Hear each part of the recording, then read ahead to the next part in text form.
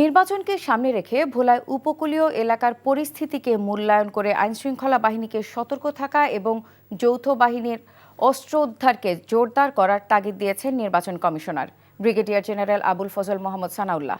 সকালে ভোলা জেলা প্রশাসক কার্যালয়ের সম্মেলন কক্ষে আইনশৃঙ্খলা রক্ষাকারী বাহিনী, আইনশৃঙ্খলা রক্ষাকারী সেল এবং ভিজিল্যান্স ও অবজারভেশন টিমের সাথে মতবিনিময়ে তিনি একথা বলেন। এ সময় ভোলা জেলা প্রশাসক doctor Shamim Rahman, police super, নৌবাহিনীর কোস্টগার্ড সহ কর্মকর্তারা উপস্থিত ছিলেন।